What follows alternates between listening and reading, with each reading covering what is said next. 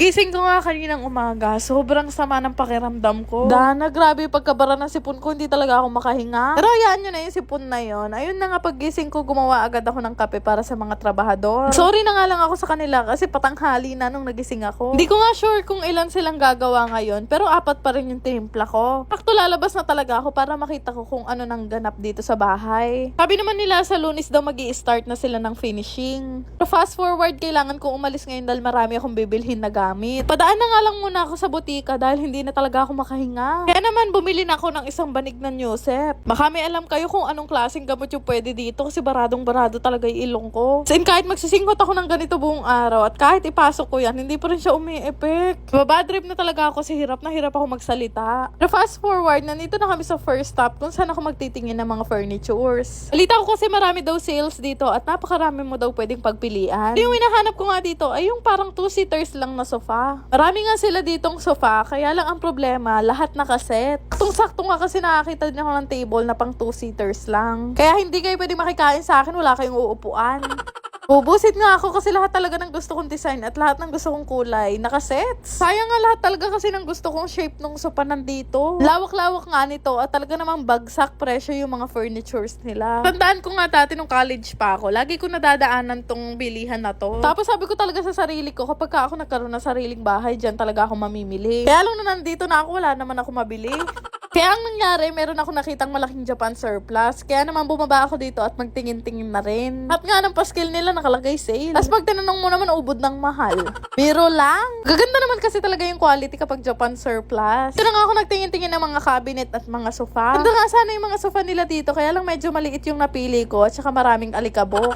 Open place din kasi yung shop nila, kaya expected na talaga na ganun. Gaganda ng mga cabinet nila dito, oh. Marami ko pa mong tinanong kay ate, hindi naman pala ako makakabili. Pero babalikan ko yung shop na yun kasi bet ko talaga yung mga cabinet nila. Ito na nga, ilang araw na lang at magpapasko na. Kaya naman nagpunta ako dito sa Unita para magtingin ng mga Christmas light. Uy, ilang taong kaya ako hindi nagpasko sa amin. Kaya sabi ko sa nanay ko, mamimili ko ng maraming Christmas light hanggang sa maging tourist spot yung bahay namin.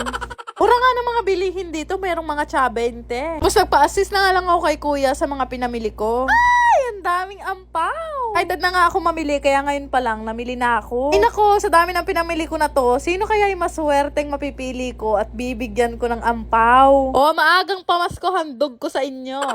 Imigay ako ng 10 lucky ampaw. Mag-share ng video na to at magre-register sa Aurora. Ay, dana, kalbo ko sipon.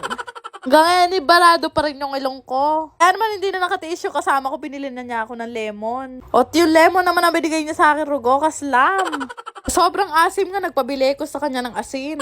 Pabili ko na nga lahat ng kailangan ko bilhin ngayong araw. Umuwi na rin ako dahil tumawag sa akin yung Shopee. Meron daw dumating na mga parcel. Antimano nga binuksan ko kasi naman ang tagal dumating nito. Galing pa siya ng ano. Dito kasi sa loob ng kahon na to, yung mga nihintay kong ilaw. Talaga naman araw-araw pinagpe-pray ko talaga na dumating na kasi iniistilahan na. Tuwa nga ako sa mga in-order ko kasi ang gaganda. Salamat naman talaga sa Aurora Game dahil nabili ko na lahat ng mga kakailanganin ko sa bahay. O loko, may heater pa ako ngayon. Dati nag-iinit lang ako ng danong bago ako maligo.